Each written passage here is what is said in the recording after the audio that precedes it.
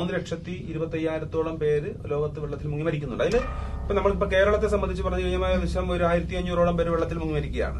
ഒരു ശരാശരി 1,500-ഓളം പേര് മരിക്കുന്നുണ്ട്. ഈ മരിക്കുന്നതിൽ കൂടുതലെന്ന് പറയുന്നത് നീന്താൻ അറിയുമെന്ന് കരുതുന്നവരാണ്. എനിക്ക് തോന്നുന്ന ലോകത്തിലെ തന്നെ 2ാമത്തെ ഏറ്റവും മികച്ച ബുക്ക് ഫെയർ ആണ് ഷാർജയിൽ നടക്കുന്നത്.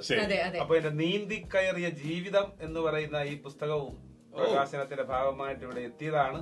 ഒരുപാട് പേരുടെ ജീവിതങ്ങൾ രക്ഷിച്ച ഒരു വ്യക്തി. അത് മാത്രമല്ല, നീന്തൽ അറിയാത്തവർക്ക് നീന്തൽ എന്നുള്ളൊരു സ്വപ്നം കാണിച്ചു കൊടുത്ത വഴികാട്ടിയായിട്ടുള്ള ഒരു വ്യക്തി. നേരിട്ട് വന്നു കഴിയുമ്പോൾ ഞാൻ 1 മണിക്കൂർ കൊണ്ട് പഠിക്കും. അത് കഴിയുമ്പോ പിന്നെയും മാറും. ശരി.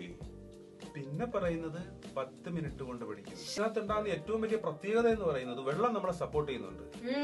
ഒരു ദ്രാവകം എപ്പോഴും ഒരു വസ്തുവിനെ കിട്ടിക്കഴിഞ്ഞാൽ അതിനകത്ത് എയർ അംശം ഉണ്ടെങ്കിൽ പൊക്കിക്കൊണ്ട് കിടത്തു എന്നുള്ള ഒരു ശാസ്ത്രമാണ്, സത്യമായ ഒരു കാര്യം. സയൻസ് ആണ്. നമുക്കത് ബോധ്യപ്പെടുന്നില്ല എന്നുള്ളതേ ഉള്ളൂ.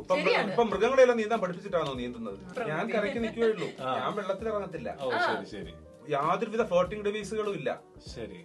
അത് സംസാരത്തിലൂടെ മാത്രം സൈക്കോളജിക്കൽ മൂവ്മെന്റ്. പക്ഷേ ഇത് പറയുമ്പോഴും നമുക്ക് 10 കണ്ണും 10 ബുദ്ധി ആയിട്ടാണ് നിൽക്കുന്നത്. ഇപ്പം അക്ഷയായിട്ട് സംസാരിക്കുമ്പോ അക്ഷയുടെ കണ്ണും ചിന്തകളും മനസ്സും എല്ലാം ഞാനിങ്ങനെ ഒപ്പിയെടുക്കും. അത് എനിക്ക് ദൈവികമായിട്ട് കിട്ടിയ ഒരു കഴിവായിരുന്നു. ഒരു 5 മിനിറ്റ് എങ്കിലും വെള്ളത്തിൽ ഒന്ന് എവിടെയും തൊടാതെ കാല് നിലത്തിട്ട് ചെയ്യാതെ കളിച്ചു നിൽക്കാനായിട്ട് അറിഞ്ഞിരിക്കണം. അതാണ് ബേസ് അല്ലേ? നിർബന്ധം.